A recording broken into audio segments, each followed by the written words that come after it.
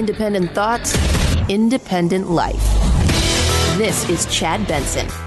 He's not in the room negotiating because the Republicans can't even articulate a coherent position. Chuck Schumer, will people make money? Will they? Well, yeah, if they work. Well, they can't work in some states. Some states they can work. GOP, Democrats need to come together, figure this thing out. Shouldn't be that hard. They're pointing fingers.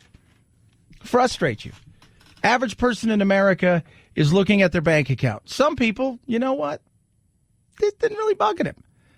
Coronavirus sucks, but their life goes on. They're making some money. Nothing's really changed. Maybe they work at home. It's frustrating because the kids are there, but outside of that, not a lot has changed in their life. Large group of people, there's a lot that's changed. Even if they are working, they're worried. What are they worried about? My job going to be here tomorrow?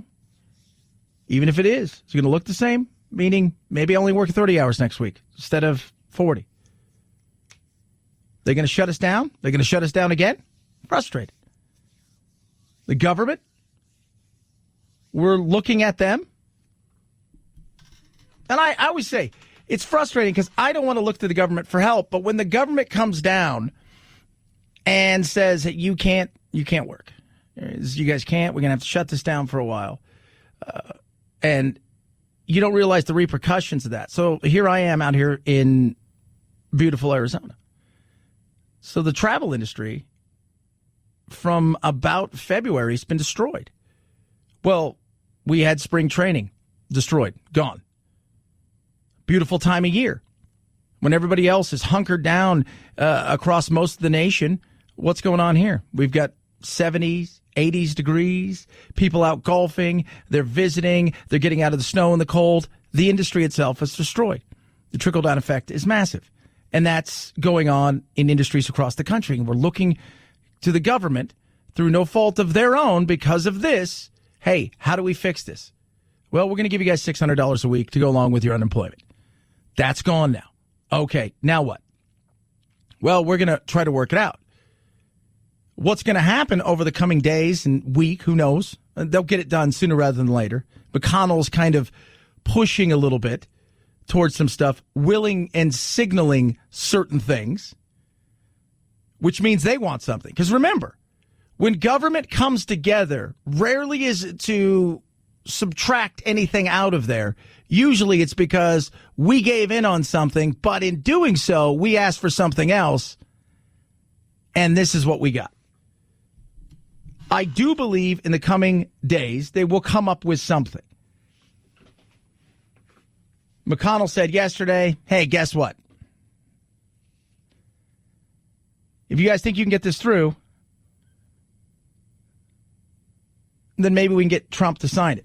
But we want something. And that's the frustration that goes on. That's the frustration that happens. So who's going to concede? But in conceding, remember, this isn't one of those negotiations when it comes to your unemployment, the federal side that they're doing here, where they're like, look, we're going to have to give up something. And they're conceding their point of we only want to do 200, but we're willing to do 600. But in doing that, we want this.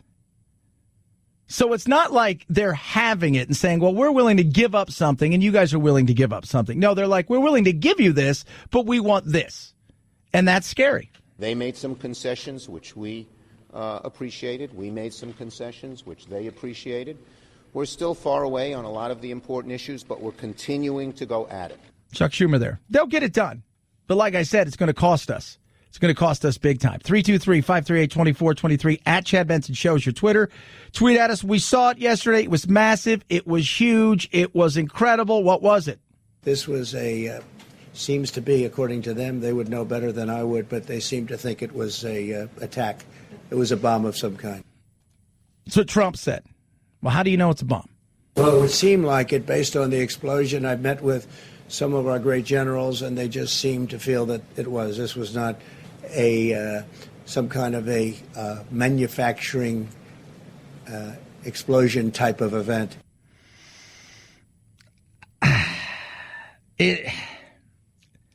Let me tell you something about this. This is the 75th anniversary, by the way, this week of Hiroshima and Nagasaki. This explosion yesterday was massive. How the fire started, because when you see the video, you never see the building and then something happens and then you see a fire, then you see the explosion.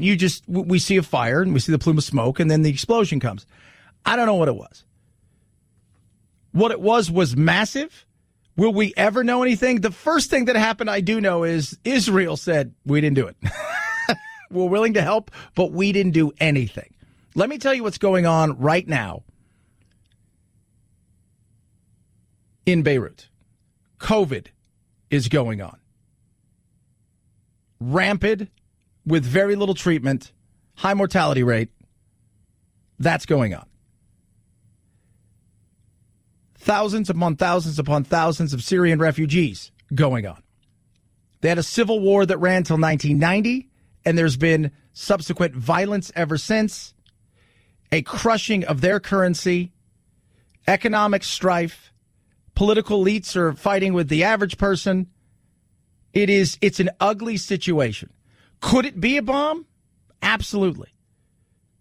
Could it also be what some people say, which is ammonium nitrate? Remember, that's what was used in the Oklahoma City bomb, and just a situation where you had munitions, fireworks, ammonium nitrate, all in an area, and some of that stuff had been there for years, and it was just the perfect storm, and yesterday something happened?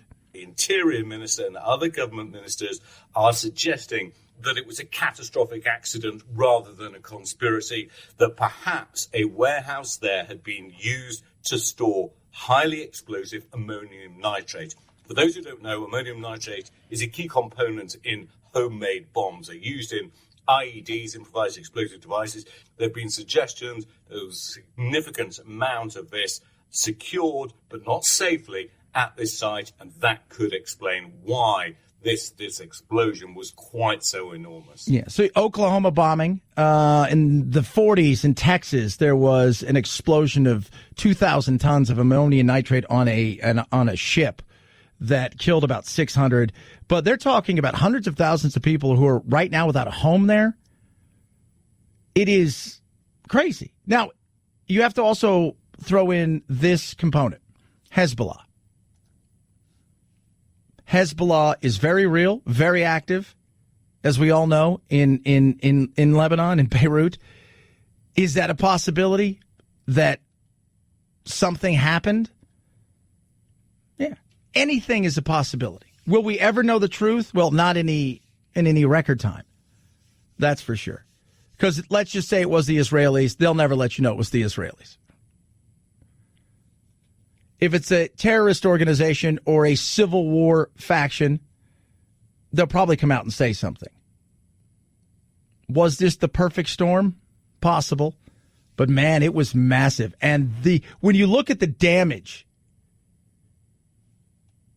as Ian Pennell says here, it is insane. This thing just explodes everywhere. And the damage, the radius of it was truly shocking. Miles away, we saw windows blown out, the facade of buildings ripped off, cars blackened, smoke filling the streets that was strewn with debris, glass everywhere. You saw blooded people nearby wandering through these clouds of smoke, desperately crying for help. The hospitals were rapidly overwhelmed. And we're hearing significant numbers of people killed and injured. Yeah. And well, think about if you were close to that. They're never going to find you. And when they find you, it's going to be bits and pieces. It'd be years trying to put all of the DNA and the remains together. Well over 100 with 4,000 injured. It was, though, if and I'm sure everybody by now has seen it, just shows you, though, the power of something like that. That's the thing that's insane. Just the power. People on Cyprus 100, 150 miles away felt it, heard it. Nuts. 323-538-2423 at Chad Benson Show is your Twitter. Feel free to tweet at us and text the program as well. Love hearing from each and every one of you. We've got the most insane cancel culture. This may take the cake. Like we've talked about it before. Cancel culture is real. People say, "Oh, it's not." It is very real. It's alive. It's well, and it's insane. And the latest cancel culture that we're going to talk about in a little bit, to me, goes so far out there that to even try to tie the two of these together, the leap that you make. And I'm talking about a leap, like you're going from here to here, is so insane. I don't even know how, even if you said, all right, let's try to tie these things together so we can cancel this and make a point. I don't even know how you get there. 323-538-2423 at Chad Benson Show is your Twitter. Feel free to tweet at us. Raycon's best earbuds around. So I'll go do my videos a little after this today, and I'll start editing. I do it on my Raycons, right? Seamless Bluetooth pairing, hooks right up to my laptop, do everything there. That way, when I'm working and we're prepping for the other show that I do, I can do a little bit of both, and it's great. They don't hear. I got the nice noise-isolating fit. These things are amazing. Sturdy, comfortable. They look cool. Normally, you'd pay about $200 or so, $250 for earbuds like these Raycons. So much better. Just incredible. 6 hours of playtime. The noise-isolating fit, so when you're making calls, it's just incredible. And you're going to pay well under $100. These E25s are amazing. No stems, no wires, none of that stuff. When I'm doing my videos and I'm also working, doing stuff for other TV shows and this, that, and the other, and they've got to do everything on Skype now because you can't go in anywhere. Guess what? You can do this and you don't look goofy. See too many people out there with the little white things sticking out of their ears and it's silly. Get yourself Raycons. Best earbuds around. Save big, well under $100. Go to buyraycon.com/Chad. Buyraycon.com/Chad. Buyraycon.com/Chad. Chad Benson Show.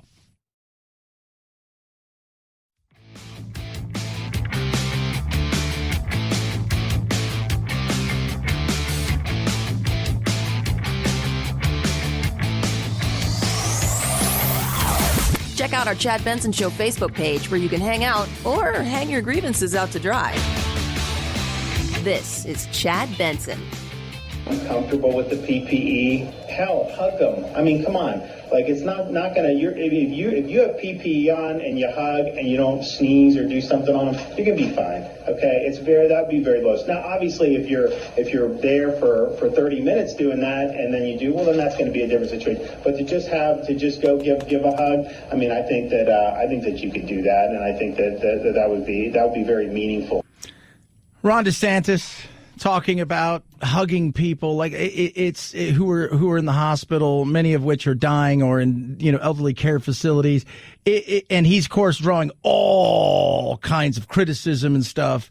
The people and the news media is just, oh God, how dare you? Let me tell you what this thing is doing.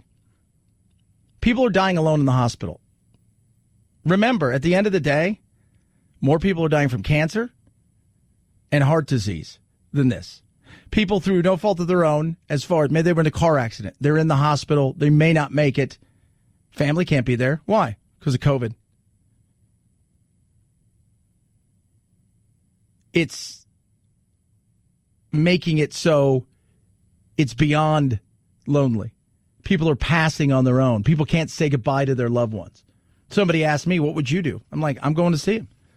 You could get sick. So what? Life's a bitch, man. You're going to take your risk in life. And I tell you what, if it's the last time I have a chance to see my father or my mother or whatever, well, they're not going to let you in. Well, then there's going to be a scene. And if I've got PPE, come on. I mean, this is the stupidity of this kind of stuff. You should be allowed to say goodbye to your loved ones. I'll go home and quarantine for 10 days. I got no problem with that. I got zero problem with that. It's nuts. I mean, as much as you want to see him in person, I kind of feel like, to stay 6 feet away is kind of still, providing the reminder that this is still not normal and, you're still not there for that. So I do think the touch is important. Hell, hug him. I mean, come on. Yeah.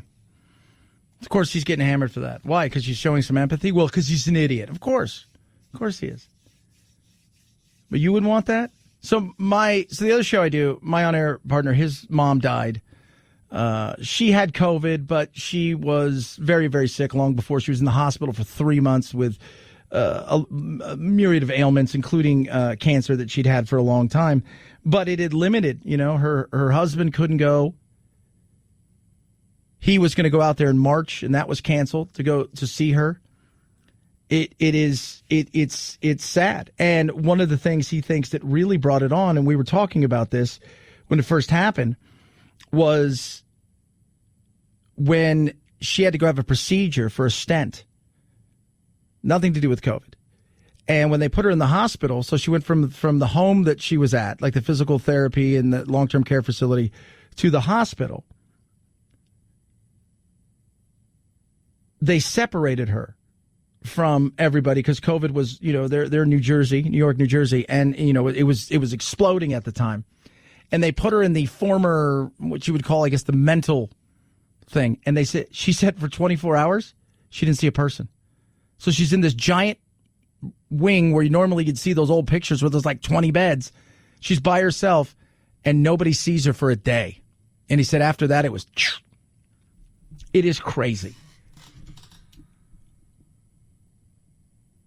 Like I said, what would you do in a situation like that? The thing about this thing that is as awful as it is, there are other things that are going on. People can't go to funerals. People can't do this. People can't do that. It is ridiculous. At some point, common sense has to come in. And some personal responsibility. Are you willing to say, hey, I'm going to come in and I'm going to say goodbye to my mom? And I'm willing to go home and I'm willing to wear all the protective gear? Who wouldn't want to do that?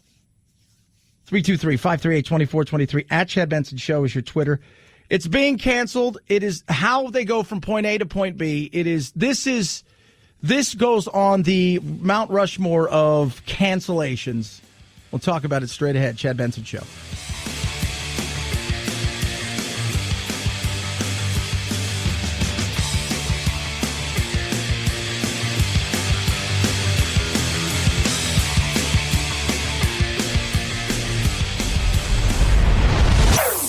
Chad Benson Show.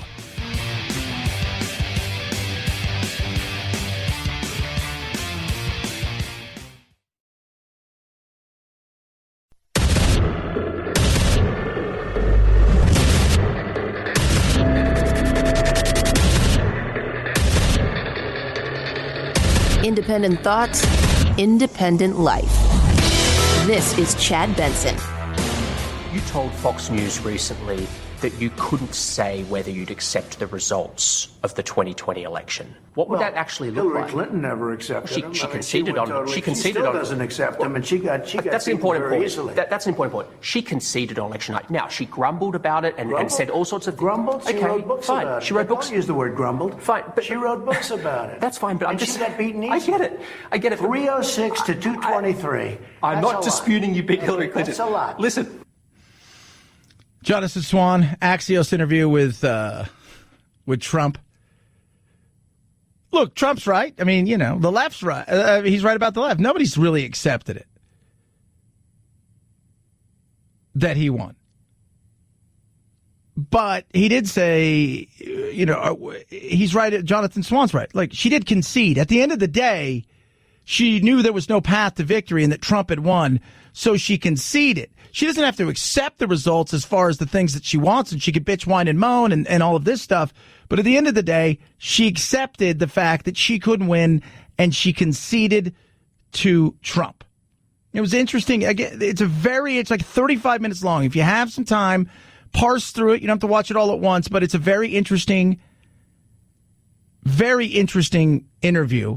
And I love Jonathan Swan, and I love journalists like this who they're going to combat in a way that is non-threatening. It's not about insulting. Plus, he's also got to be a cat wrangler because Trump has ADD. He's all over the place. So you've got to get him back over here. Oh, no, come here. You've got to be able to do that. And I thought he did a great job at it. Some of Trump's answers, and I understand where Jonathan Swan was trying to go from Axios on some of these things. And Trump, again, all over the place. Let me tell you what it looks like. So we have a new phenomena. It's called mail-in voting, where you send where a governor. It's been here since the Civil War. In terms of the kind of millions and millions of ballots, they've never. It'll be bigger this year because of the pandemic. Bigger, not bigger, massively bigger. Yeah, because of the so pandemic. So they're going to send tens of millions of ballots to California, all over the place. Who's going to get them? So that's where he's going with it. Now remember, this is a guy who's an absentee voter. And yesterday, talked about Florida because it's mail-in. Absentee, mail-in, the whole thing. Florida has been working on this for years, and they have a very good system of mail-in. So explain how Florida's good with it, but everybody else isn't good with it. I'm just curious. I have a friend lives in Westchester County. His son passed away. He had a beautiful, wonderful son, young man, passed away 7 years ago. He called me. He said, I just got a ballot Probably for my son Robert. He died 7 years ago. Somebody got a ballot for a dog. Somebody got a ballot for something else. You got millions of ballots going. Nobody even knows where they're going. People know. People know. Are there going to be mistakes? Yes. Is there going to be fraud? Sure. There's fraud at the voting booth, by the way. It's just as easy to turn somebody at the voting booth who's counting and doing stuff as it is probably anywhere else. It's like we talk about here with terrorism and airplanes. I don't worry about who's on the deck, who's up top, who's sitting next to me. I don't worry about that. I worry about the people that are putting the luggage on. That, to me, is a much easier thing. Well, you can have, and the mail-in thing's crazy because the minute you bring it up, you start talking about people like, well, what about the rogue mail person? I'm like, what? Well, yeah. So they've been working for years to get the rogue mail people in the right positions? It's nuts. You look at some of the corruption having to do with universal mail-in voting. Absentee voting is okay. You have to apply. You have to go through a process. You have to apply for mail-in. Absentee voting it's the same is thing. good. Look, let's do concrete. Jonathan, they're sending out applications. Download them. Millions of ballots. No, they're not. It's applications. You can get them off the internet. There is no way you can go through a mail-in vote without massive cheating. You can. He's pissed off. He's going after Nevada because they decided they were going to do all mail-in. There's some things I like about Trump, and there's some things that are just absurd. Some things are overdone about Trump, and some things he does are absurd. Could there be fraud? Of course. Is it going to be to the tune? Every time I bring this up, because I'm also a person that says I got zero problems with voter ID. It's zero problems. I think you should go through a process. Well, can't get an ID. I go back to why can't you get an ID? Why can you not, as a human being, get an ID? You have to have an ID if you're over 18. You can't just be walking around 30 years old and have an ID. Who are you? Don't know. None of your business. I mean, it's just some states you have to have an ID. They're like, you must have some sort of proof. It's not that hard. We make everything hard because we have to figure out, okay, this is what we need to do. Now, everybody, figure out the politics of making this thing 10 times more difficult than it should be. And we'll go from there. It's ridiculous. It really is. I understand why he's frustrated and worried. But it's a boogeyman that doesn't exist. It's a boogeyman that doesn't exist. 323-538-2423 at Chad Benson Show is your Twitter. Feel free to tweet at me. You can text the program as well. Love hearing from you. So, could we just say that one of the big things I've always talked about on my show, right? So this little dog and pony show that we started some 6 years ago here as we went national. And one of the things that I've always talked about is my biggest fear for this country is the loss of his sense of humor. Because when you lose the sense of humor of everything, when you lose the ability to laugh at yourself, to laugh at situations, even at times to laugh at others, you start to go down a hole that you may never come back from. And that's scary. I'm reading a very interesting book about Vladimir Lenin. And the book essentially is about the fact that he had no sense of humor. He was the most humorless man in the world. That should scare you. Because when you see all these crazies out there that want to cancel everything, when you see these people out there who are lunatics, who don't want to get rid of everything, you know what? What really scares me is they don't have a sense of humor. And the people that do have a sense of humor, they want to get rid of them as fast as possible. That's the scary thing.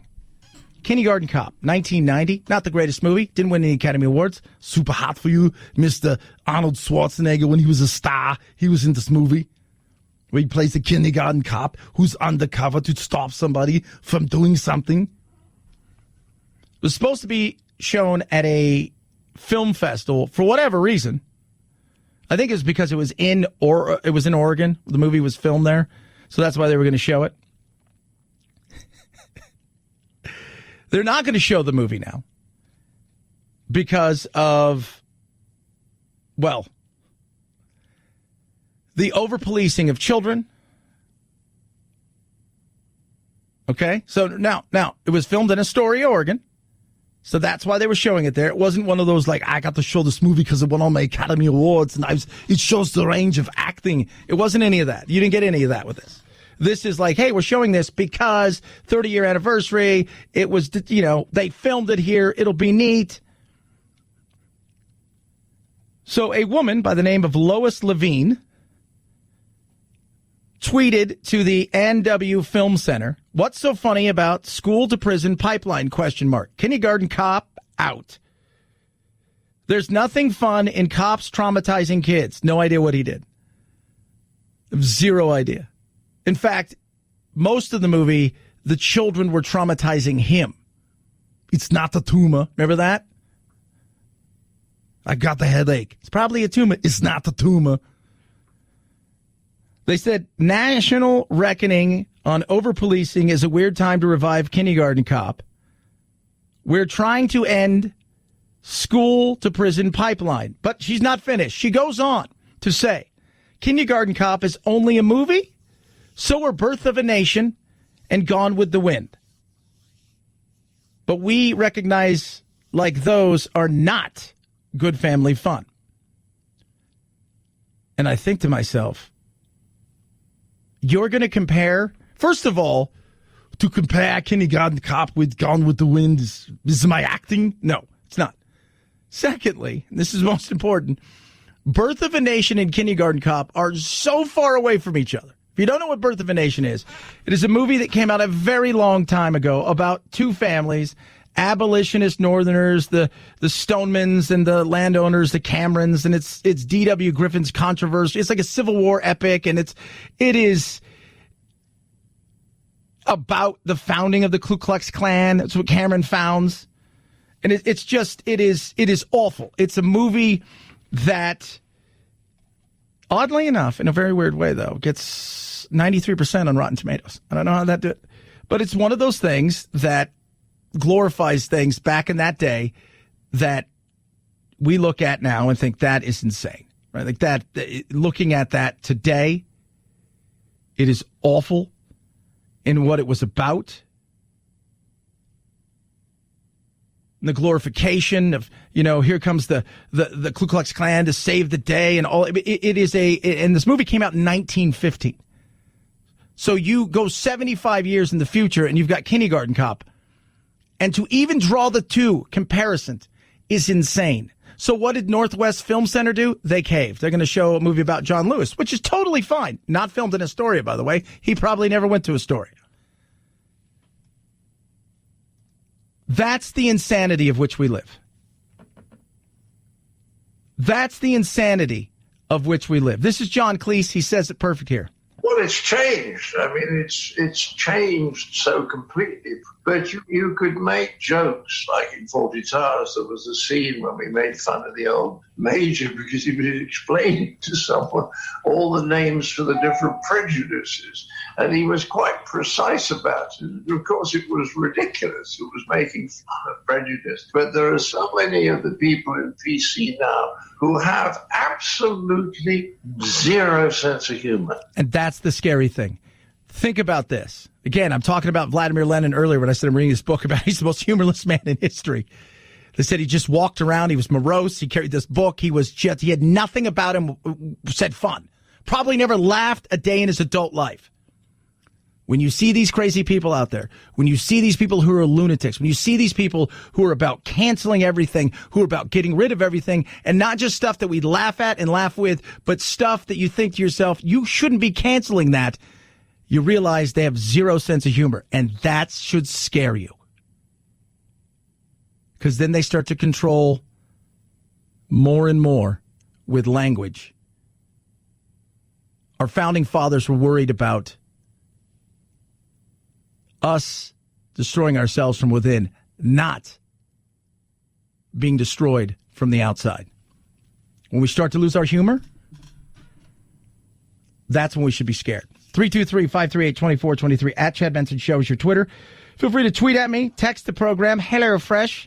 Delicious last night. I had myself some HelloFresh. Mm-hmm.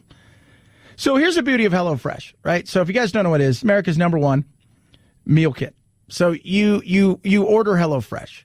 Comes to your door. You don't have to worry about touching anything, as far as like going to the store and any of that stuff and being around people, especially now. And now we're doing 55 different things that aren't the things we're normally doing. So we're looking in so many ways to cut down on time and save money. HelloFresh is going to do that. This is what I love about HelloFresh. You can choose whatever it is that you're looking for. So maybe you're low calorie because, well, let's be real, some people put some weight on. Maybe you're vegetarian. They've got that. Family friendly. I like the family friendly option, and I've done the low calorie option. Both of them work for me. It's awesome. About 20 minutes. You have your bag so you get a box. It's got some bags in it for each meal, and it's just assembled from there. Put it in the oven. It tells you everything. It's got the recipe card, and away you go. The food's delicious. You're going to save money, about 40% compared to shopping at the store. And in 20 minutes, your meal is ready. How easy is that? Some assembly required, and taste is delicious. Get yourself some HelloFresh. Easily, you can change your delivery days. You can add more meals, skip a week, whatever it is. They're flexible. You will love it. Here's what I'm going to do. You go to HelloFresh.com, use the promo code Benson. When you do, $80 off is what you're going to save, including free shipping on your first box. That's promo code Benson at HelloFresh.com for $80 off, including free shipping on your first box. HelloFresh.com, promo code Benson. Chad Benson Show.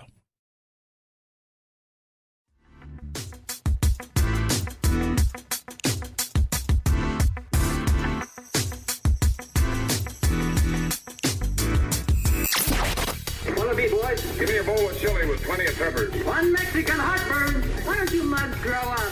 The Chad Benson Show, where independent, a la carte thinkers have a seat at the table and a voice in the dialogue. I'll have what she's having. This is Chad Benson. It is my duty to protect my family. Disney's live-action remake of Mulan was supposed to hit theaters in March. Then theaters closed and the release date kept getting pushed back. Now Disney will bypass theaters altogether, releasing Mulan in the U.S. September 4th on its streaming service Disney+. But you're going to have to pay extra for it. Unlike Hamilton, which was included in the monthly Disney Plus fee, Mulan will cost you $30 to rent. Disney, the parent company of ABC News, says this kind of release is a one-time thing, meaning don't expect other delayed films like Marvel's Black Widow to follow suit. Here's the thing. From what I'm hearing, Marvel's Black Widow is coming out in November, more than likely. But Disney Plus, Mulan, let's just talk about this. Disney's write-downs for loss in their fiscal year is $5 billion. This was supposed to be, arguably, Mulan was supposed to be outside of the Star Wars films and a few others. This potentially was going to be their biggest movie ever. Budget was $200 million. And we're going to do it on Disney Plus, which would be great because it's going to add to it. It's probably going to be a huge win. It is. So they'll probably, think about what, so say 10 million people over the course of a weekend sign up for Disney Plus or add to it from there at $6.99 a month. Well, there's almost $70 million you're going to add on a monthly basis to it. And 5 to 10 million people rent the movie. You've made back your budget. Now the money that you're going to need to make it up, to make it worthwhile, is going to come from China anyways. It's kind of the way that big budgets are looking at things now. If you can break even here and make your money back for your budget. So the way they look at budget in Hollywood, I'll just give you guys a quick, stupid, overview. My buddy directed some movies, did a bunch of stuff, well-known movies, by the way, written some well-known movies. He says, you get your budget. So you say your budget's $200 million. You can usually double that for print, and in some cases, it'll be more than that. So that's print, media, advertising, traveling, the whole nine yards. So a $200 million budget is a $400 million budget overall. That's insane.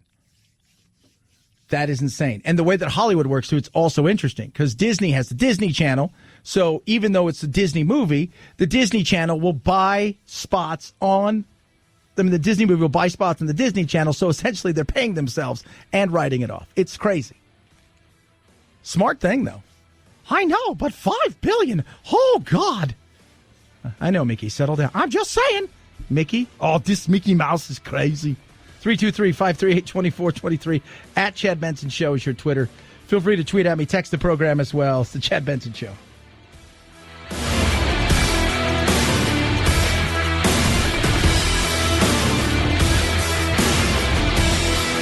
This is the Chad Benson Show.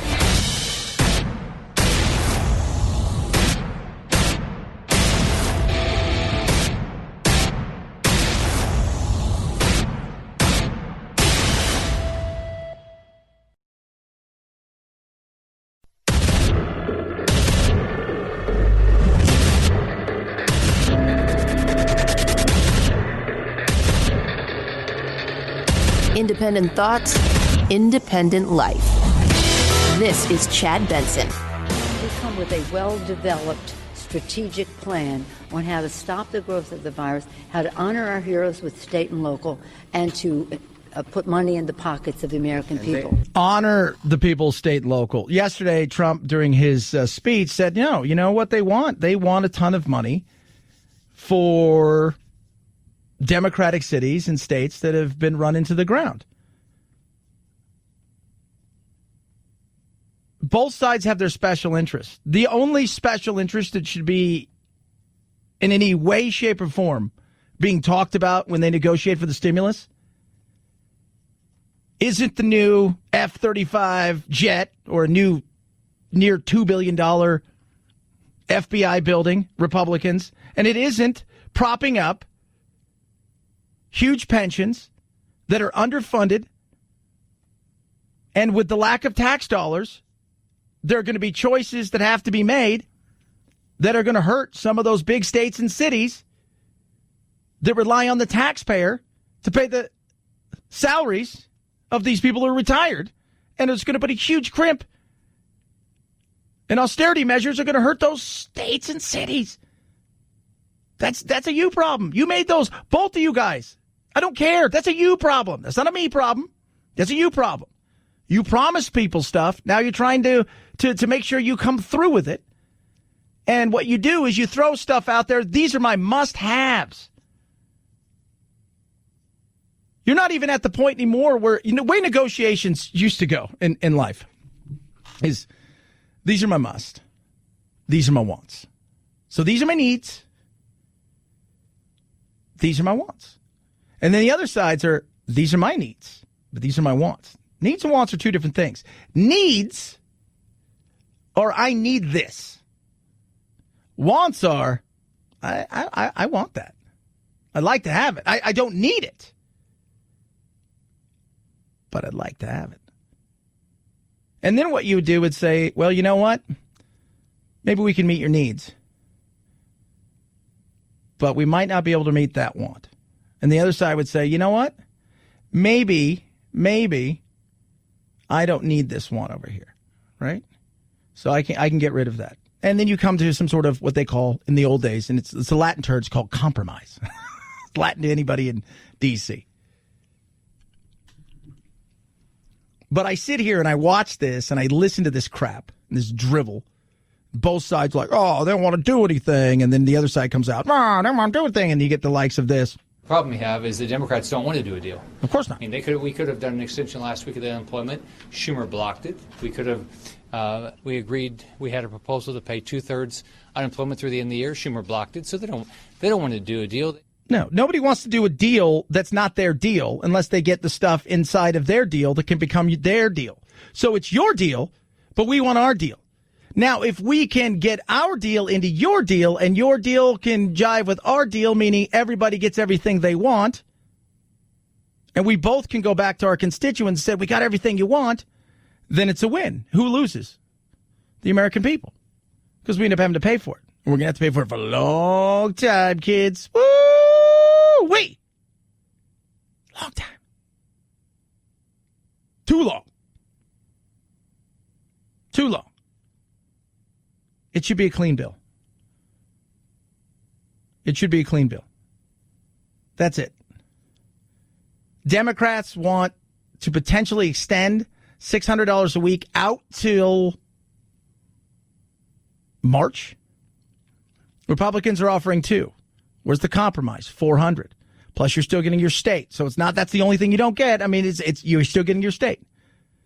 Okay, fine. Well, we want $600. Okay, fine. It's not till March. It's $600 till the end of the year, but liability. We want businesses, schools, everything. They should have no liability when it comes to COVID. That's how you negotiate it. All right. Like, 'cause the liability thing is a huge thing for the Republicans. And I don't think businesses should be liable for something that you couldn't even tell where you got it.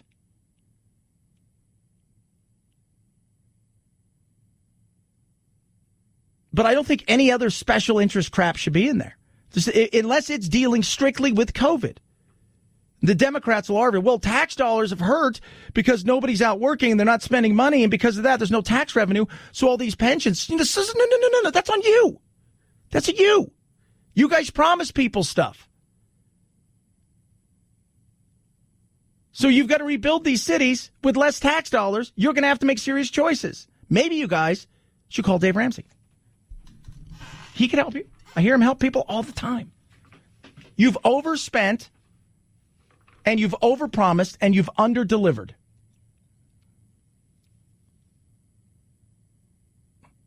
Get the crap out now. Make it a clean bill. 323-538-2423 at Chad Benson Show is your Twitter. Feel free to tweet at me. You can text the program as well. All that being said, we still have a virus. It's still ugly. It's still nasty. It's still out there. We're still trying to figure out how we go about defeating this thing. Not only do their phase 1 trials show a pretty modest T-cell response, it also showed that people who received the vaccine developed 4 times the amount of neutralizing antibodies as people who naturally got coronavirus, which is great because we want to know that the vaccine provides more protection and longer protection than actually going and getting the real virus. So these are some of the things that they're working through right now when it comes to vaccines. And the British, if you will, the British version of the vaccine that they're working on has a lot of different things. And I've talked about the T-cell immunity. What's T-cell? Well, many of us out there across the globe will be, as Dr. Patel said, you'll have T-cell and antibodies. Antibodies, you get this, you build up antibodies when you survive it, and you have that. This would supercharge those antibodies, but it also gives you T-cell. T-cell is kind of like the force field, the shield before that, where a lot of people over time through exposure build up a certain amount of antibodies, even though they never actually got it. So that one to me is I like that one. But we'll see. We're going to get something. Dr. Brilliant, which is just a great name, by the way. Guy who got us through with the smallpox epidemics, and he's got through pandemics and epidemics for decades. Came out and said this is a 4-year battle. And, people hear that. And, this guy's got, Ebola. I mean, H1N1, you count down the stuff that he has taken on in the way of infectious diseases. Like Fauci is an expert in HIV. This guy is the kind of guy that goes to the Congo to fight stuff. And he said, this is what the 4 years will look like. We'll get back to a normal way of life. probably sooner rather than later. But it will flare up again. We'll come up with a vaccine or two. Hopefully it ends up being at least 50%. Also, as humans tend to do, you'll build up some sort of natural immunity, so it won't spread as easy. It won't have a place to go, but it will nation hop, which is also something to think about. So we'll have times where we're living what we think is a normal life pre-corona, and then it may flare up again, and we'll clamp down a little bit. We'll move on with life, but after 3 or 4 years, eventually it'll be stomped out. So it's not all doom and gloom. A lot of people think it is, though. A lot of people, I just can't be that way. It cannot be that way. To me, I see people just think it's and part of that is because we have this weird fascination to go to the morbid and the depressing. And I'm like, man, I cannot do that. It's just, I've got to look, okay, how do we get through it? Like, I know what the problem is. How do we get through it? How do we go from point A to point B?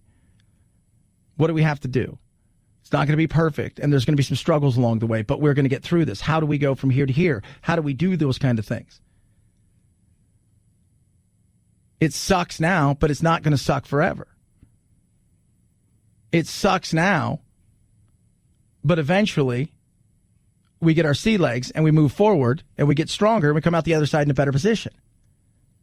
So when you doom scroll, as so many people call it, it's like anything. Think of your mind as like your body. If you continue to put crap in, you're going to get that kind of attitude. That's why, like, social media is one of the perfect places of insanity, where you go and all you do is what's out there, fighting negativity, fighting negativity, fighting negativity.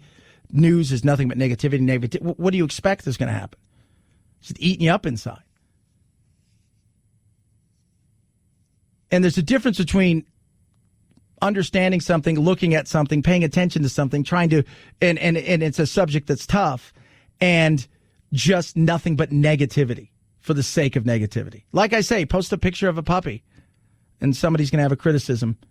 I used to love, so I belong to all of these groups for my reptiles. I don't even go to them anymore because somebody will post a picture of their reptile. So like, hey, this person's got a big Asian water monitor, or this person has a whatever monitor or snake. And within 2 comments, it's people telling somebody how horrible they are in the way that they keep their reptile, how bad they are, and how stupid they are, and how much better they are than somebody else. And you're like, I don't want any part of that. This is supposed to be fun. 323-538-2423 at Chad Benson Show is your Twitter. Feel free to tweet at me, text the program as well. My Pillow, sleep well. That also helps. That does. My Pillow's got a great buy one, get one free. The BOGO. Whoa, what's a BOGO, eh?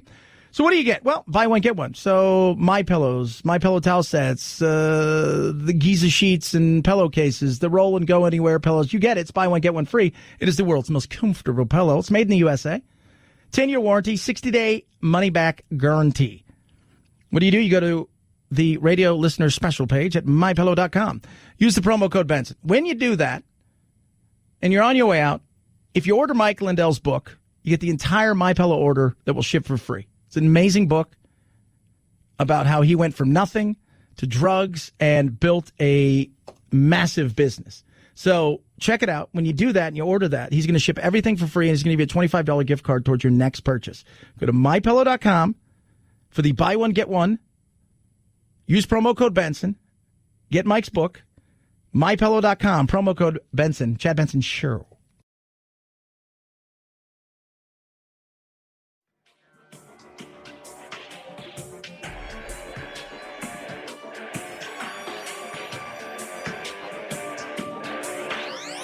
Warning, no snowflake zone. Uninformed opinions are in danger of melting. The Chad Benson Show. 5, 4, 3, 2, 1, 0. Ignition. Liftoff. Now it's time to find out what's trending. What's trending? Yeah, what does that mean? I mean something, right? Like it's trending on the old internet. What's trending? Let's take a look around the nation and globe and see what's trending on the interwebs. Let's start first and foremost on the Twitter. Activist Cori Bush unseats longtime Missouri rep, William Lacey Clay. Now, Clay had been there forever, kind of like a family thing. Like the seat, like literally just kind of felt like it was passed down. It was like, this was a bit of a shocker. She's uber progressive. She was been super vocal since what took place with Ferguson and Michael Brown. UConn football becomes the first major, and I don't use the word major. I mean, they're in the end, like they play real teams, but major's not what I would call them. But they are the first major team to say they will cancel its upcoming season. It's getting closer. Joe Arpaio got through last night. He's 207, and he is running out here. He is trending. Remember him of the famed, his prisons out here? Make him all dress in pink, and he'd feed him, like bologna sandwich with just bologna and a couple pieces of bread. And so he's running again. He was pardoned by Trump, but he's going to get boat raced by Sheriff Pinzone. And Sheriff Pinzone's a very nice guy. So, very nice guy. I don't know much about a lot of the other stuff, I mean, I think he's doing a pretty good job. It's just very interesting, though, that he was running again. I was shocked. I was like, really? He's one of those people, and I think they should say this about Ed Koch, that if there was no press and there was no microphone, he'd eventually die. That's what he lived for. Head on over to Google Beirut. 10 million searches over the massive explosion yesterday. The Axios Trump interview is still trending. Mulan, because it's going to be out on Disney Plus September 4th. You have to have Disney Plus, and it's going to cost you $30. But that's a huge deal. That's a major deal right there. $30? I think you got a family of 4, what it would cost you to go. That's a damn good deal right there. That is a damn good deal. I'm looking forward to it. Something else that's trending, and we're going to talk about it in a minute, is Joe Biden did this interview. He did it on Yahoo News or something. And when you guys hear this, for all the stuff about Trump, right, like his cognitive ability, because people push that. He's crazy, and we should, 45th Amendment, we should get rid of him. He's nuts. And all people start screaming and yelling about, like, what can we do to get rid of Trump? And he's crazy. And I'm like, Trump's a lot of things. He's scatterbrained. He's all over the place. He does a lot of stuff. I've never worried about his cognitive ability or whether or not he can keep the pace up, because I think it shows that he keeps it up. Joe Biden, whether he's more of a empathetic guy, more of a politician, all of those things. I had serious questions about Joe, and we're going to talk about it, because this interview, like, this is all you should do. Joe, is it, I'm just going to run your ads or your commercials or your interviews. That'll be my campaign to the world. That will be. 323-538-2423 at Chad Benson Show is your Twitter. Feel free to tweet at us. Once again, big decision in college sports. UConn will not play college football this year. This is the first major program to step away. Key thing to look at here is the statement by the AD talking about safety guidelines and guidance from the government. And this is something that athletic directors and commissioners have talked about, but this time it resonates. I think there will be more. Paul Feinbaum there, ESPN. I think there will be more teams. It's going to be very interesting to see how this thing plays itself out. College football and football, we're looking forward to it. It's part of changing of the seasons, and I think it's going to touch and go. 323-538-2423 at Chad Benson Show's your Twitter. Some Joe Biden fun straight ahead.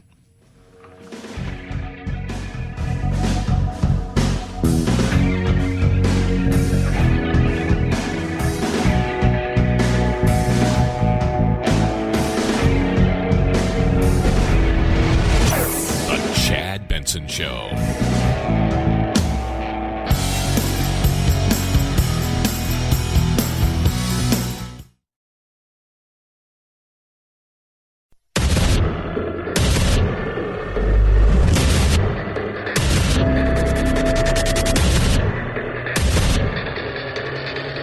Independent thoughts, independent life. This is Chad Benson. If I'm Trump, I'm like, okay, I want to have 500 debates. I want to have 3 debates a day. I want to have 3 debates a day, as many as possible. And if I'm Biden, I want to have 0 debates. Of all the debates I want to have, 0 is it. Why? Mr. Vice President, your opponent in this election, President Trump, has made your mental state a campaign topic. And now this is Errol Barnett. This is like a Zoom kind of thing. It's got NPR and a bunch of other people that are on here. It's Yahoo News has it right now. I've got the video. I just retweeted it. Oddly enough, from Sean King, uber lefty. He's the guy that says we should get rid of Jesus, right? I mean, this guy is, and he's like, oh my God, really?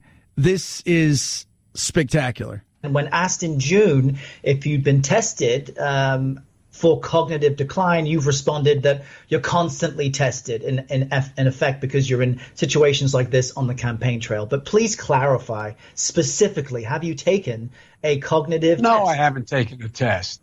Why the hell would I take a test? Come on, man. That's like saying you, before you got in this program, if you take a test where you're taking cocaine or not, what do you think, huh? It's just getting started. Just bear with us here because he's building up to fun. But so that's how he answers that. You've said you take tests all the time. No, man, I don't take a test. Come on, man. Are you a junkie? What do you say to President Trump, who are you a junkie? Brags about his tests and makes your mental state an issue for voters?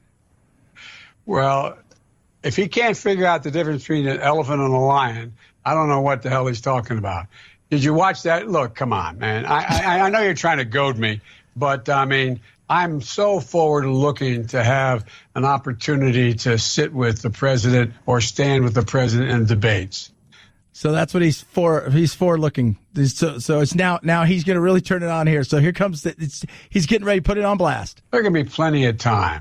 And by the way, as I joke with him, you know, I shouldn't say it. I'm going to say something I probably shouldn't say. Anyway, I am very willing to let the American public judge my physical and mental my physical as well as my mental fitness, and to make a judgment about who I am. Do you know who you are, sir? Oh my God! I just. What do you say? I mean, honestly, what do you say? He's an older gentleman. And it's funny because I'll talk to people that are Trump's nuts. He's crazy. He's not there. He's got this. He's got that. And I'm like, okay, that's fair. I got 0 problems. If you want to talk about his whether or not he's all there or he makes sound judgment, I'm okay with that. I got 0 problems with discussing things like that. But you, like, of all the places I wouldn't tread in this campaign election is the mental side when Joe Biden is gaffe after gaffe after gaffe. And there's a difference between a gaffe. These are, when you watch the video, it's even scarier because he's trying to say something about his mental fitness and he's closing his eyes and he's all, and you're like, what is he doing? That's the only ad I would run if I'm Trump for the next several weeks. I know some people think, I think Biden's going to do okay on the elections. I'm in the debates. I think he's going to do okay. I'm like, I don't know. Everybody, Mike Tyson used to say, everybody has a plan until they get punched. Right, Mike? Absolutely. You got a plan, then I punch you, and you're like, oh my God, I think I'm bleeding inside, and then I kill you. Everybody's got a plan. Meaning Joe probably has a plan set up, but when we see it with everything. You see it in sports, you see it in all kinds of stuff. When the spotlight hits you, when it's you, some people rise to the occasion, some people shrink. That's why when you watch the primaries, what happened in the primaries? Go back to 2016. Trump rose to the occasion. Everybody else shrunk. And then the ones that didn't shrink, Trump just overwhelmed them. And it's the same thing with this last primary season with the Democrats. One person would be in the lead, and that person would have the lead very, very limited time because the minute they had to debate, what happened? Once the spotlight was on them, they shrunk. Biden's, that's why I keep saying the vice presidential pick for him is going to be a big one. It is. 323-538-2423 at Chad Benson shows your Twitter. Who will that be? Let me tell you something about where they're going. It's further and further and further and further and further left. It is the AOCs, the Ilhan Omars, the Rashid Tlaibs that are pushing forward an agenda for the left. And because of that, you got to ask yourself, where's that common centrist ground? And centrist, here's the funny thing about centrist. It gets a bad name. It means that you're a fence sitter. I have an opinion on all stuff. The difference is people want that opinion to be like your opinion. So if you say, I'm for low taxes, you're like, oh my God, you're a crazy right-winger. And on the other side, if you say, I think marriage equality, I have zero problems with that. And I also have zero problems with choice. I don't want to pay for it. And people are like, oh my God, you're a crazy left-winger. No, I have opinions. And somewhere in there is this middle ground of some normal, real common sense, what the average tired and exhausted majority live by.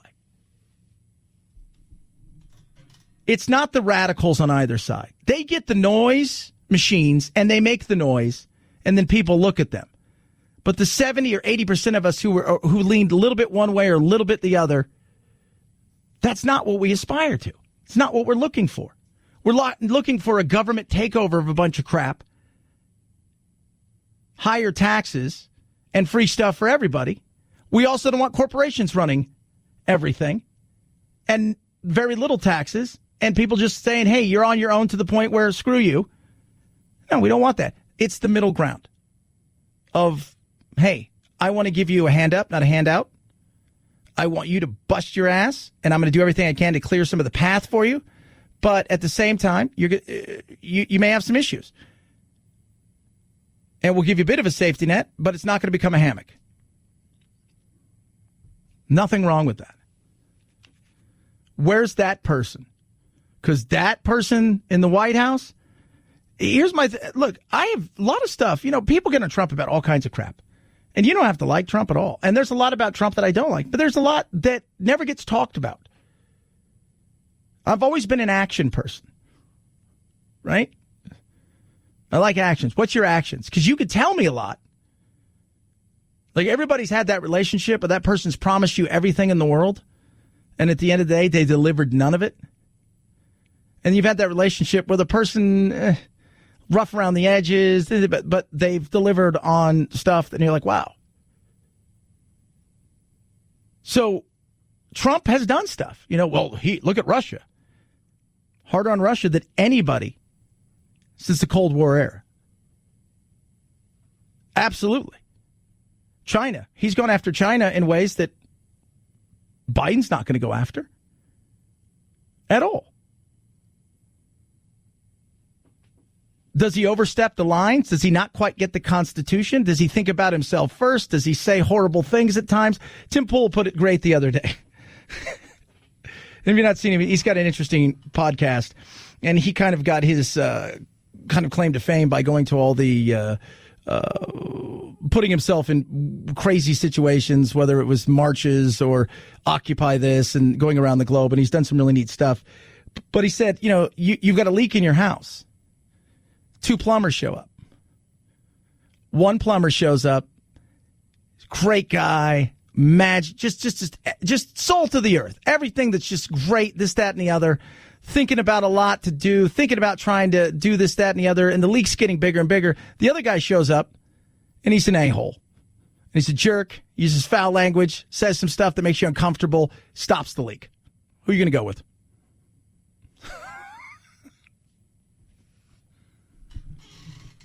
Trump is divisive, and the media helps with that because they like divisive.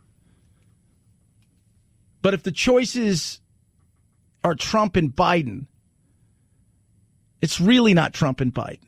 It's Trump and Trump. You either love Trump or hate Trump. Nobody's excited about Trump. Nobody is.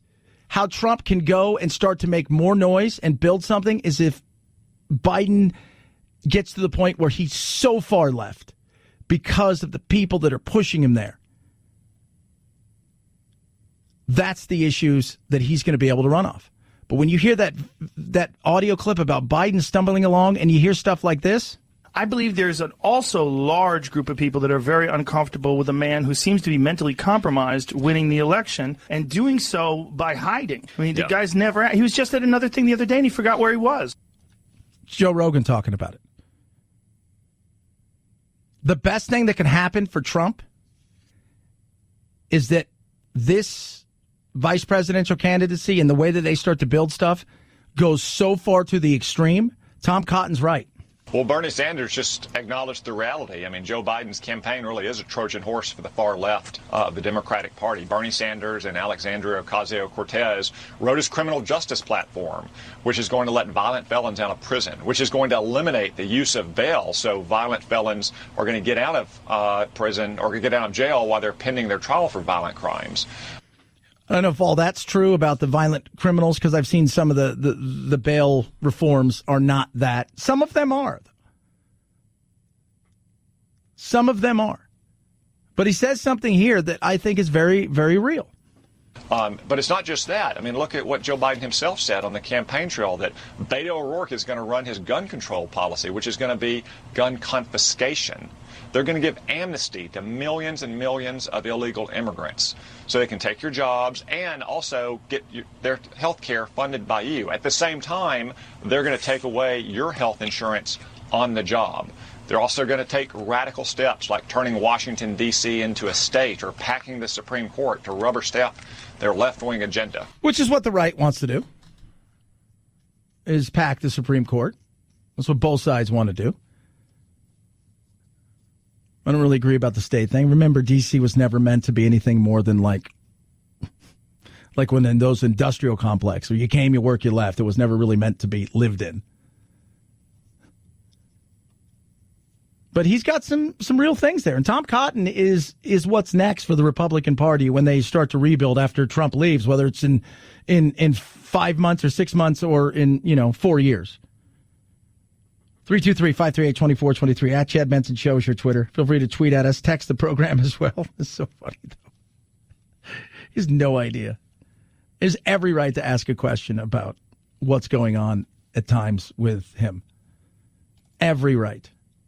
Every right. 323-538-2423. Rough greens. Amazing. My dog Doodle loves his rough greens. Why? Because it's extended his life. We were thinking about putting our little dog Doodle to sleep. Bad hips, fatty tumors, probably some arthritis. You couldn't even touch his hips without him barking or growling or nipping at you because it was just so painful for him. He couldn't even run around. And within the space of about 2 weeks, he had changed once we started feeding him rough greens. And it's not dog food. You sprinkle it on your dog food, brings your dog foods to life. And it changed tremendously. It really did something to him that is so hard to explain. And everybody I talk to has tried this says it's noticeable. So maybe your dog's a little bit younger, but you want to keep him healthy because we've got puppies. We feed him this. Maybe your dog has some aches and pains and you just want to see, hey, can we get rid of some of these things and extend their life and make it better?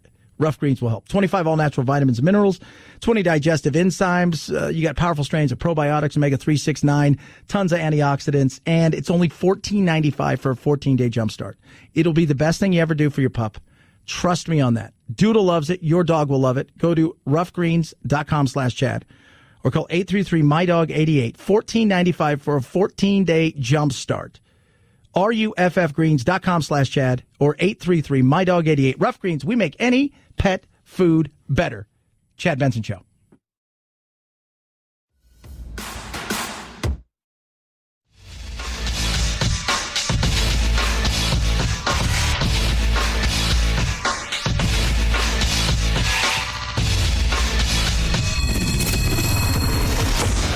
Chad Benson Show, where we reach across the aisle and occasionally poke someone in the eye.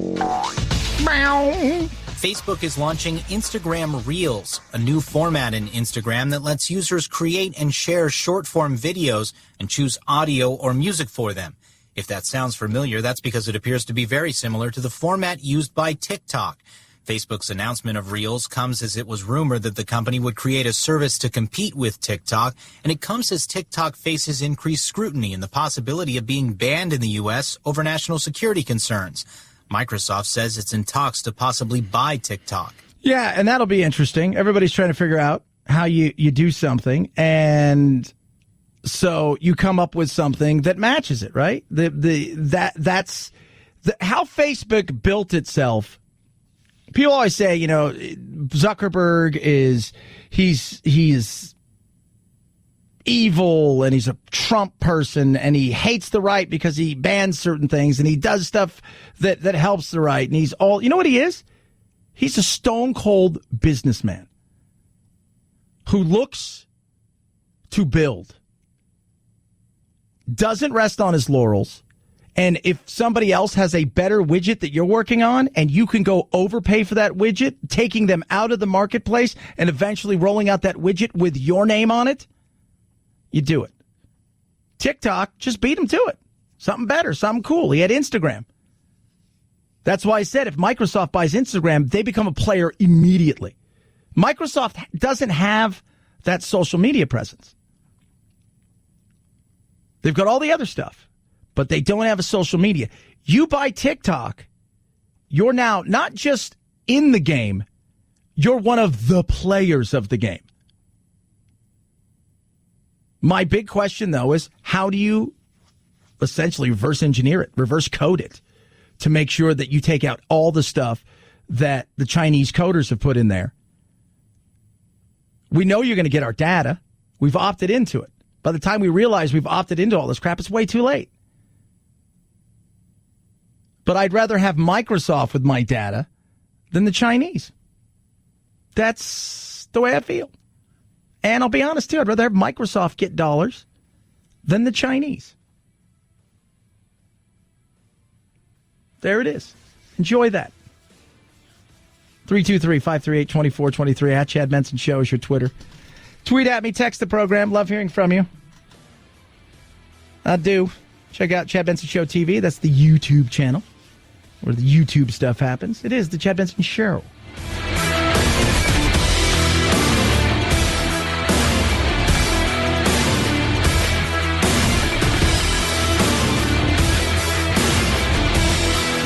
This is the Chad Benson Show.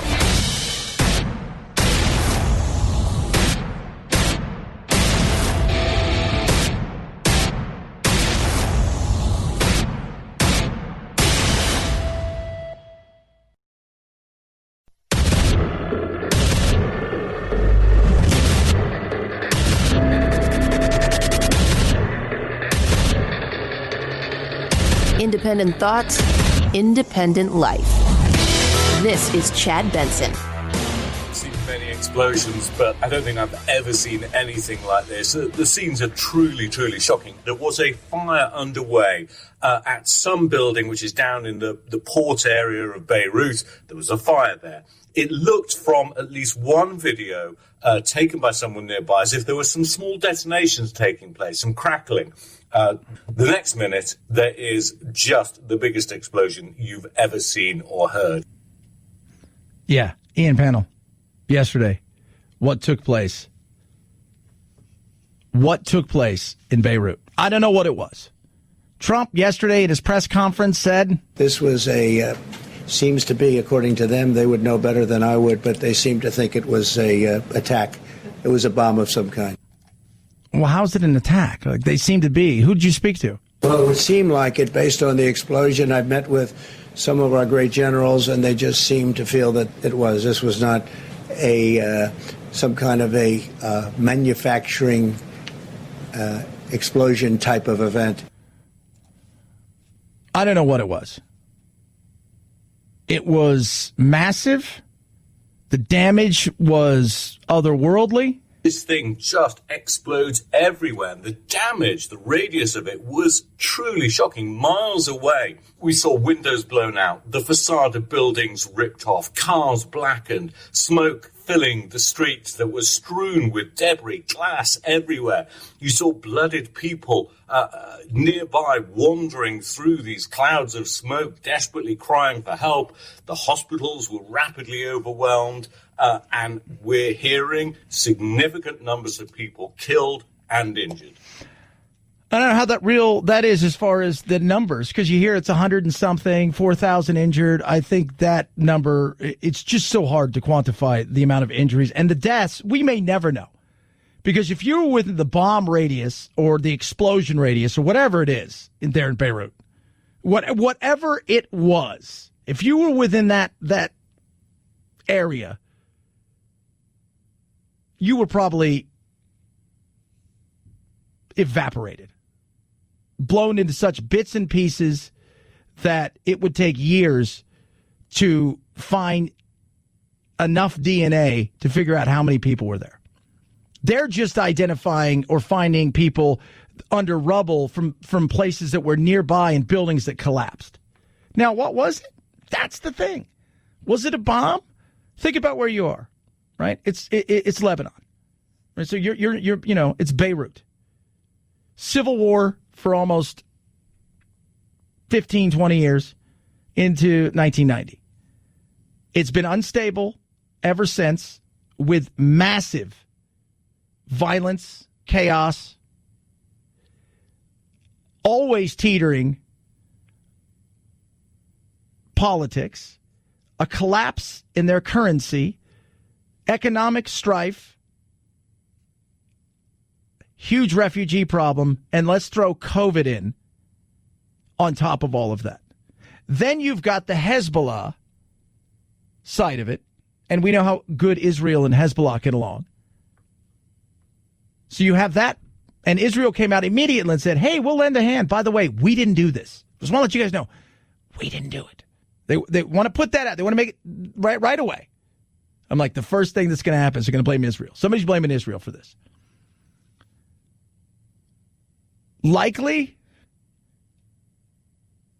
it was a perfect storm of a bunch of crap that shouldn't have been there, and it was a recipe for disaster, and that recipe came to fruition. The Interior Minister and other government ministers are suggesting that it was a catastrophic accident rather than a conspiracy, that perhaps a warehouse there had been used to store highly explosive ammonium nitrate.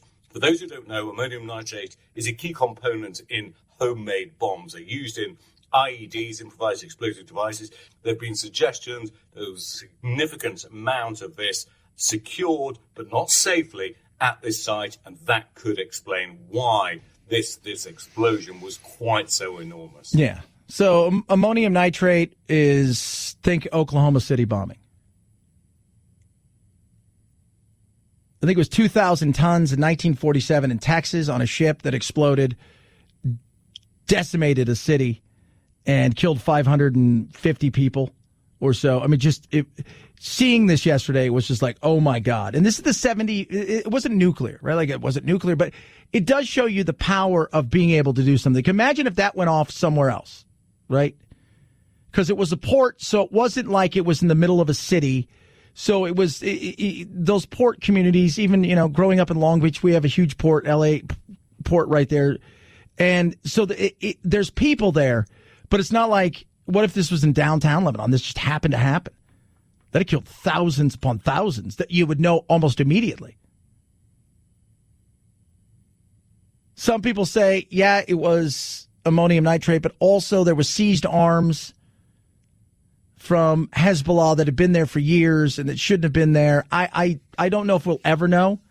And how much do you trust anything that you get? Because so much information that comes out of places like that is disinformation. 323-538-2423 at Chad Benson Show is your Twitter. Feel free to tweet at me and text the program as well. Love hearing from every single one of you. So I was talking earlier about Biden, and if you've not, I've retweeted it, but he's got this interview on Yahoo, and he's all over the place talking about his cognitive abilities and Trump, and it's just it's not a good look. And I was bringing up, look, you can dislike Trump all you want. I got zero problems with that. And people are tweeting out, well, he's still a better person. Better person doesn't make better leaders. Right? A better human being, we all like better human beings. But it doesn't make for a better person in a position. If that makes sense. Better human being, well, he's a better person. Again, doesn't make for a better person in a position. Do I think Trump is the right person? Trump's in that position. It is what it is. And these are the choices we have. We have choice A, which is Trump and the continuous craziness and chaos that comes with it. But also the actions, I think, at times that come with it, I think are pretty good. He was damn good on the economy. Well, he's funneled money to Russia for 30 years, this, that, and the other. Show us all the proof. I want all of the proof. Well, his stuff is hidden and his records are hidden. Let me tell you something. China and Russia would love to have Joe Biden as president. Get some of those sanctions off. Oh, yeah, Trump's been way harder. He's been the hardest president on Russia since the Cold War ended.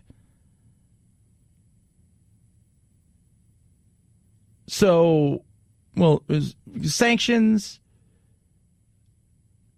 He's been hard on people that I don't think he should be hard on. I think he's gone after our allies at times that he shouldn't have gone after. Right? Look, I'm not denying there's bad and chaos and craziness. I'm not denying that. But better person doesn't mean better for the job. Jim's really nice. I think we should let him play center field. Jim can't catch or hit. Bob's a jerk. Bob can catch and hit. I hate Bob. Me too. But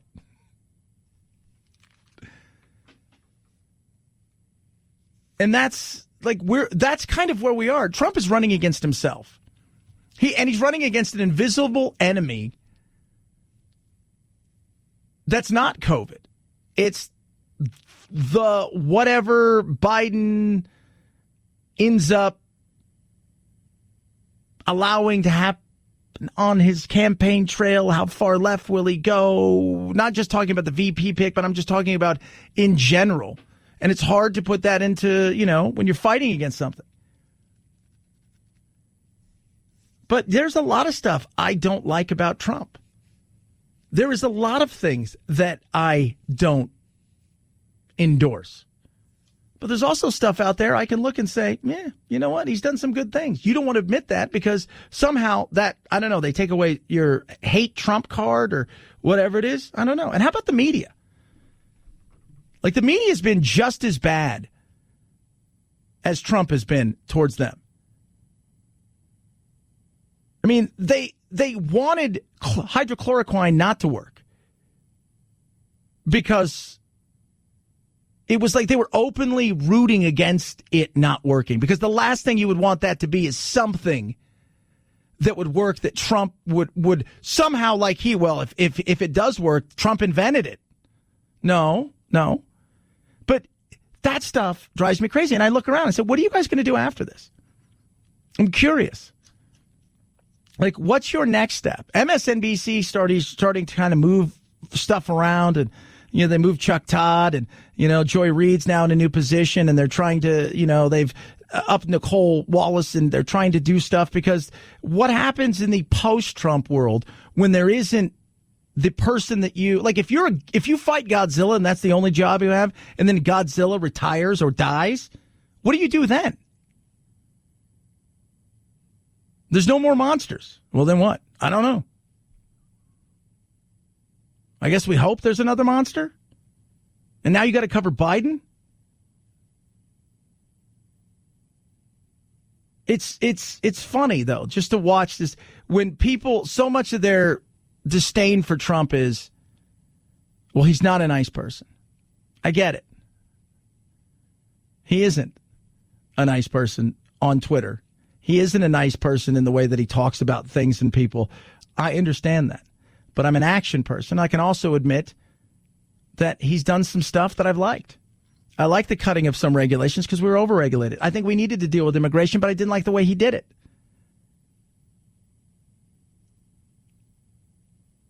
He dealt with and tried to get stuff moving and did get stuff done with criminal justice reform. There's stuff that he has done. You sit there and go, yeah, he was great with the economy. Sorry. Oh, well, this is his economy now. This is the pandemic. Let's just all slow your roll. If this was a regular time with no pandemic and the economy was in the dumper, Trump would be the first one gone. People that even love him would be cheering for it. Go, go, go, go. This changed everything. 323-538-2423 at Chad Benson Show. He's still a better person. Okay. Again, you're on an airplane. Pilot A is a great person, little nervous, gets confused a lot. Pilot B is a womanizer jerk, foul language, won't say hi to you or your kid when you're like, can we see the cockpit? See? No, go away. There's turbulence. Pilot A gets a little scared, not quite sure what to do. Plane's upside down. You're landing in the water. Pilot B, still an a-hole. Wings fall off. He lands you safely. I'll take Pilot B. If those are my only two choices.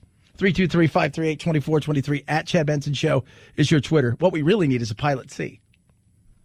It's what we really need. Just saying. Valor Gold Group. You see what gold's doing? Setting record highs, running crazy. The dollar weakening may no longer be the reserve, currency for a lot of these countries. I mean, it's nuts. Volatility in the stock market's at an all-time high. What are you going to do? Well, let me tell you what I'm going to do. I'm going to give you the advantage I have. I want you to call my personal broker. David Wilson's his name, managing partner of Valor Gold. This is his direct line. So when you call, you're calling him. So Chad said to give me a call. Call David directly at 714-675-7990. 714-675-7990. David Wilson's his name. It's his direct line. Takes care of me. Takes care of you. Gold is about ready to explode. He's going to show you how to protect yourself to the downside, to diversify. And on top of that, he's also going to show you a way to start building even more wealth. Call David today, direct, 714-675-7990, 714-675-7990. Tell him Chad said to call you direct. Protect your wealth and retirement today with my personal advisor at Valor Gold Group, or visit them online, valorgoldgroup.com/Chad. Chad Benson Show.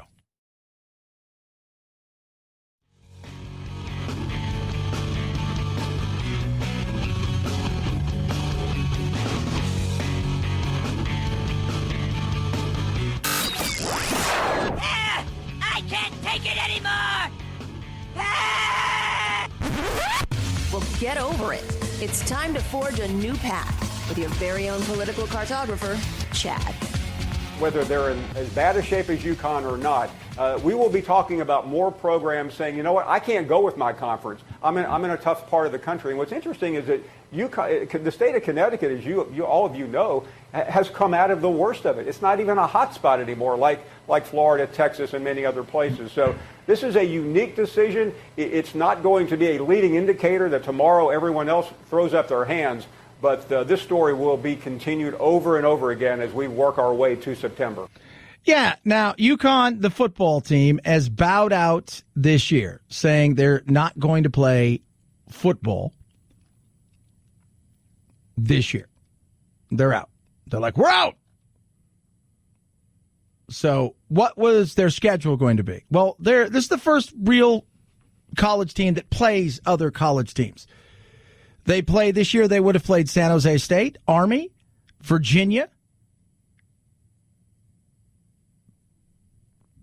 amongst others, Maine, Old Dominion, Liberty, Middle Tennessee, which that would have been a tough one. Middle Tennessee, go Middle Tennessee. But what this does is it signals, hey, you know what? This is the right thing for us. You guys do what you guys need to do, but we're looking around this landscape. We're looking at COVID. We're looking at what we're going to be doing with our students on campus or off campus. And we think this is what we're going to have to do. And there's also a financial thing. Even if you could play, there's a financial aspect that goes with this for a lot of these schools, especially these smaller schools where they don't get the TV money that the big programs, they don't have the Big Ten network, the Pac-12 network, the SEC network. This is the most bizarre thing I've ever seen in the history of college football, and it's not over yet. As the Big Ten is announcing today, the commissioner, Kevin Warren, saying that doesn't mean we're going to start on Labor Day weekend. Everyone has a caveat, but what UConn is going to do, it's going to tell other programs it's okay to fold the tent. Yeah, and I think you'll see more of that. I don't know what you'll see. You could see spring football. That's a possibility. Highly unlikely, though.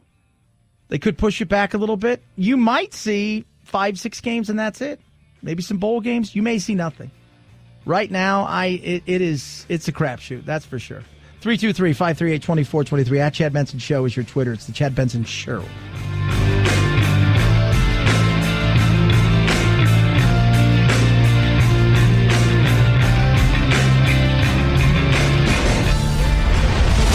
The Chad Benson Show.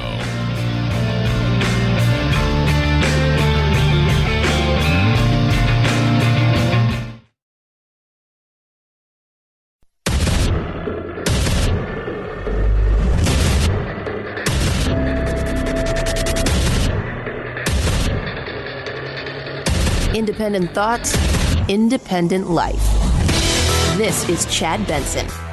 We know that 0 to 18 years of age, they are at lower risk of severe disease, complications, and death. CDC saying less than 1 in 1,000 chance of death in this age group. But lower risk does not mean zero risk. And we have to also take into account the families of those kids and the families, certainly, of the faculty and staff in a school environment. Dr. Jan Ashton right there talking about schools and the coronavirus, what to do. Some schools are going back, and that's not going as great.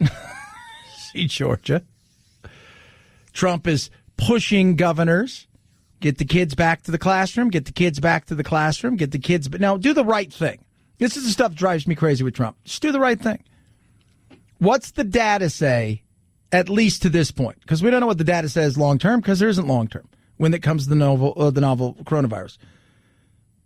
Elementary school, they don't really catch it easy. They don't spread it easy like the older kids do.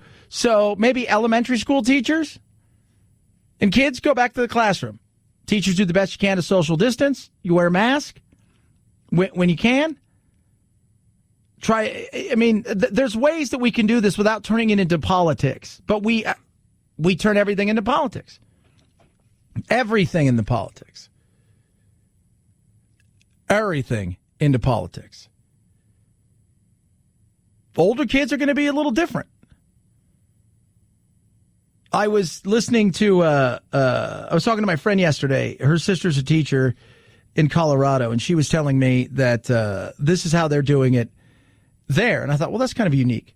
So you teach your classroom. This is an elementary school teacher. You teach your classroom. Your classroom eats together. Your classroom has recess together. And they're showing up at staggered times. So there is no intermingling of other classes. I'm like, that seems like something that's fair. You keep it there.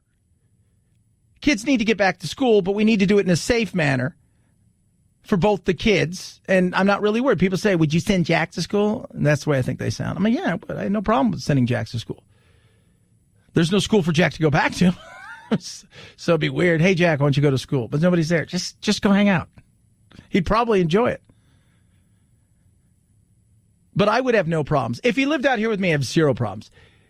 The issue he has is you have to think about the people at home. And because his aunt and his grandmother are a huge part of his day-to-day life, especially his aunt, she had a double transplant for her lungs a couple of years ago. She doesn't leave the house at all. So they're very dependent on Jack and his mom, making sure that they have their groceries and all that stuff, because she cannot get this. But if Jack was here with me, I'd have zero problems sending him to school. Even his mom said, look, I'm debating, sending him anyways. And because she's working from home, she says, I will just have to handle a lot of the other stuff, and Jack will have to keep his distance. I get it. You got to do what's right for you. And I think that at the end of the day, that's really what this is all about. As a teacher, you need to have all of the data to make the right decision. What do you feel comfortable with? Do you feel comfortable with the social distancing and the safety measures and the data you have to return to the classroom? You're 30, you're in pretty good shape. You live with your husband or your wife, or you live alone.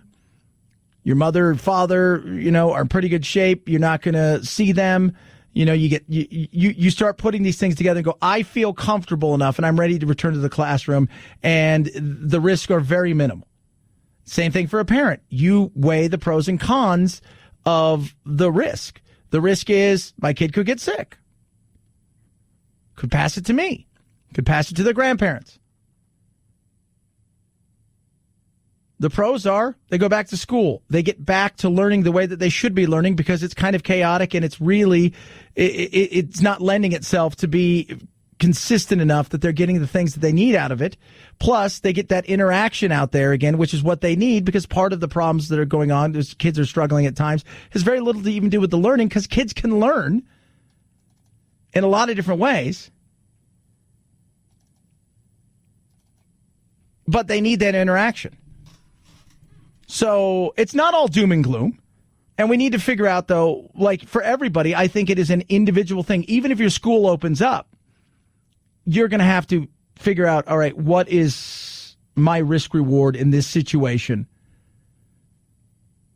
Because the chances of, especially a younger child, getting this and getting really sick and dying are slim to none. It's not that it's, nothing is zero. But when they're talking about hit by lightning and this, you're like, okay, I think I'm in a ballpark where I feel okay.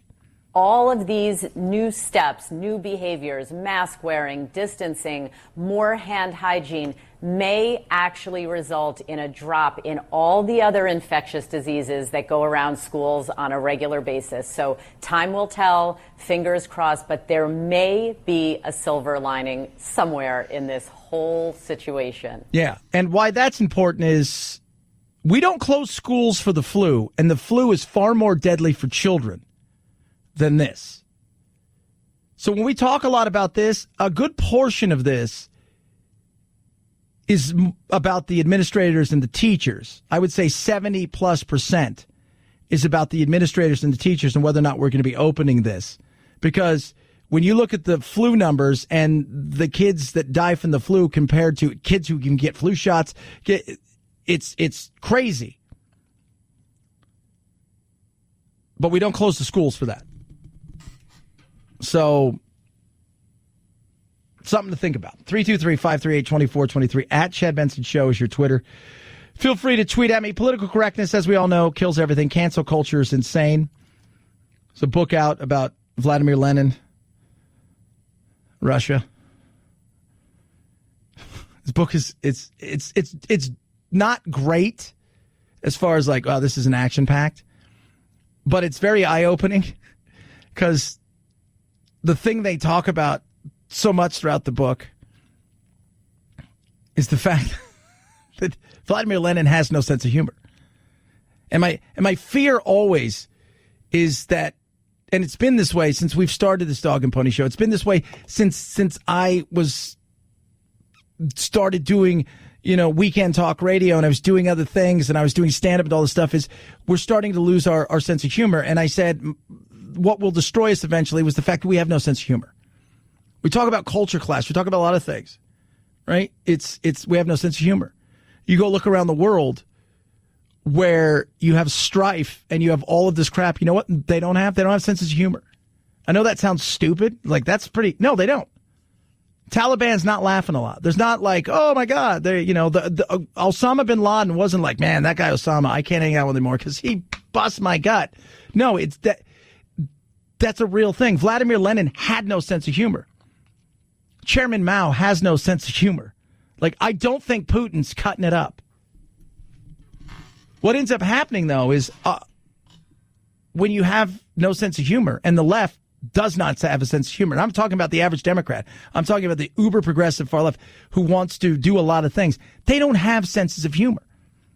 And that's what's eating us up from the inside, because that's how we get to the point where we start looking around and now we're changing dialogue and we're changing words and we're starting to cancel things and do stuff. And that's scary. John Cleese was hilarious. I loved Monty Python. I did. They poked fun at everything and they were stupid silly. And you look back on it now and maybe some of it doesn't hold up as well, like a lot of comedy does.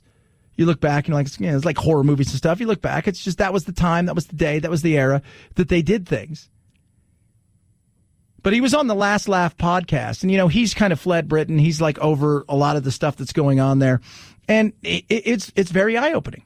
Do you feel like you've become more politically engaged with age? Because I think, especially with Monty Python, it was considered silly, certainly subversive, but not overtly political. No, you're right. It made fun of a lot of social behaviors, but it didn't particularly go after politics. It just seems a wonderful area where you can make people laugh, but at the same time tweak their thinking. Which is great. And that's what comedy does. It's not just about making people laugh. It's about, if I push this envelope here, if I step over this line, if I can get you to, react, but at the same time get you to think about something, that's good. I get your guard down. And you're like, oh, okay. And what used to be great about the likes of Johnny Carson and many of the others is it was power. We're going to go after power. We're going to attack power. We're going to have fun with it. We're going to make fun of it. And back then, power could laugh at themselves. Trump has a tough time laughing at himself. But he's also really funny. He is really, really, really funny. You can't deny the fact. The dude has a great sense. I was watching, I forgot who I was watching. It might have been Brett Kreischer or a couple of comics, and they were talking about Trump is a stand-up comic at times. He has a sense of humor. Like, you're never going to see. Lennon didn't do that. Obama had a good damn sense of humor. Bush had a good sense of humor. Clinton had a hell of a sense of humor. Reagan had a sense of humor. The left doesn't have a sense of humor. This new radical left. Well, it's changed. I mean, it's changed so completely. But you could make jokes, like in 40 Towers, there was a scene when we made fun of the old major because he was explaining to someone all the names for the different prejudices. And he was quite precise about it. And of course, it was ridiculous. It was making fun of prejudice. But there are so many of the people in PC now who have absolutely zero sense of humor. And that's the first downfall of a society. And this is great. I love what this right here is the perfect analysis of wokeness. I mean, I would love to debate in a friendly way with a couple of woke people in front of an audience. And I think the first question I would say is, please tell me a good woke joke. And what they don't understand is that there's two types of teasing. There's really nasty teasing, which is horrible, and we shouldn't do it full stop. But the other type of teasing is affectionate. You can tease people hugely affectionately, and it's a bonding mechanism. Totally. Tell me a good woke joke. There is no good woke jokes. There isn't. One day, the jokes will be like this. A nondescript individual of human-like origins walks into a place that may or may not serve alcoholic beverages and smoothies. End of joke. That's kind of where we're going. That's kind of where we're headed. I think the problem with people like this is that they are so stupid that they have no idea how stupid they are. You see, if you're very, very stupid, how can you possibly realize that you're very, very stupid? You'd have to be relatively intelligent to realize how stupid you are. John Cleese. So true. 323-538-2423 at Chad Benson Show is your Twitter. And I say that because they're now counseling Kindergarten Cop. They're canceling Kindergarten Cop that was supposed to be played at a film festival in Portland on its 30th anniversary because they shot the movie in Astoria. And they're not showing it now because woke people have said that it reminds them somewhat of a Birth of a Nation, the 1915 movie, about the starting of the Ku Klux Klan and all. I mean, it's my God. And on top of that, they say it also over-polices children and reminds people of the school-to-prison pipeline. The jump and leap you have to make is so massive that you cannot have a sense of humor. No, I don't think so. It's crazy. They don't have a sense of humor. 323-538-2423 at Chad Benson Show is your Twitter. Oh, my goodness. Car Shield. Best thing you could do for your car. So you got a car, right? You love your car. Take care of your car. Do everything you can for your car. You know, it's getting a little long in the tooth. What's the best thing that you can do? Well, it's simple. You go out and you get yourself Car Shield, right? You can protect your car from unwanted repairs with Car Shield. 24/7 roadside assistance, a rental car for free while your car's in the shop. You go out, you choose the shop that you want your car to be repaired at if something goes wrong. They get them paid directly. You pay a small deductible. It gets no easier than that. Plans start as low as $99 a month. Call them up. Be specific. Hey, you know what? I'm worried about my air conditioning. I'm worried about the electronics in my car. Whatever it is, they've got a plan that's right for you. 800-CAR-6000. Use the code Benson to save 10%. 800-CAR-6000. Code Benson saves you 10%. Or go to carshield.com. Carshield.com. Use code Benson to save 10%. A deductible may apply. Chad Benson Show.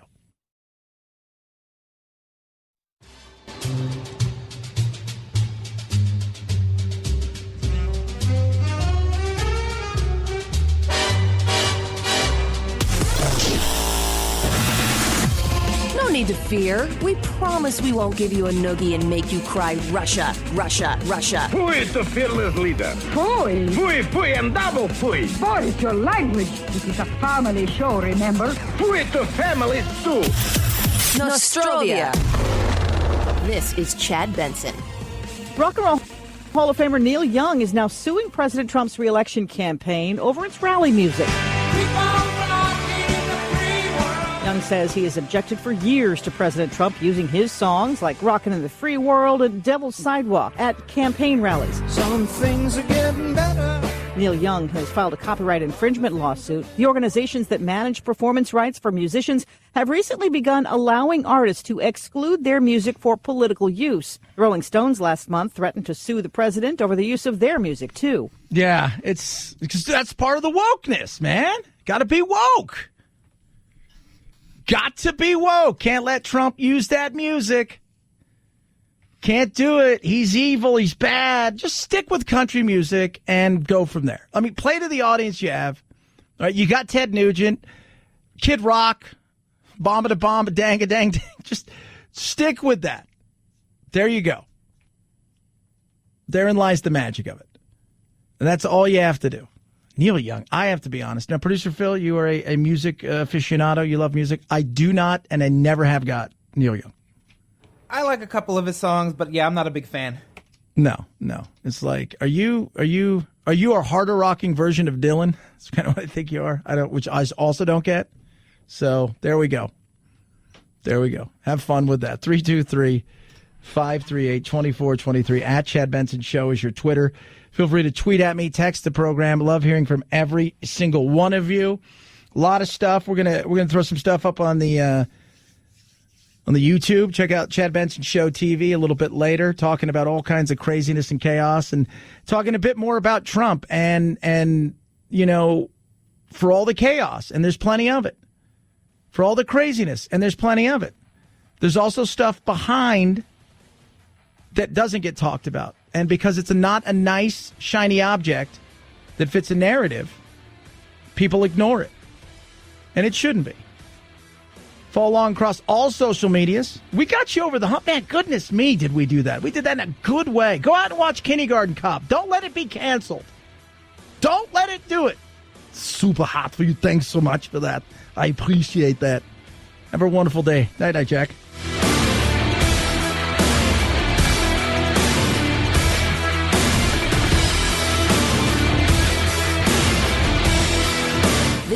Chad Benson Show.